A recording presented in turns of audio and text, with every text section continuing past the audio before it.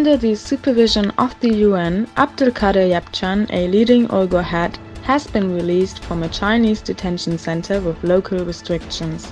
In 2016, Yapcan was arrested. In his court day, the Chinese government demanded his expulsion from China.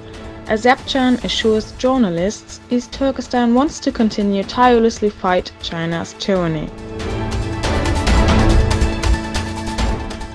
China's military strengths are due to 2 decades of fundamental modernization, especially in areas such as cyber and space.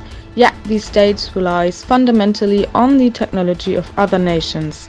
The Pentagon warns against Chinese espionage, which aims to take over military technologies. According to the Pentagon report, to achieve this goal, the Chinese Secret Service uses tactics such as targeted foreign direct investment, cyber theft, or sending individuals who have access to these technologies. In fighting between the government troops and General Haftar's militia since April 4, hundreds of people have died. So far, the Battle of Tripoli has claimed around 400 dead and 2,000 injured, while 50,000 were forced to flee because of the bloody battles.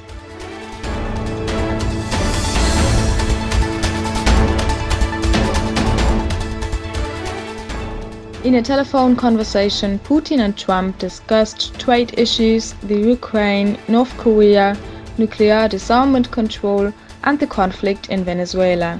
Trump welcomed Putin's view that the Venezuelans should determine their own destiny and that there shouldn't be interference from outside.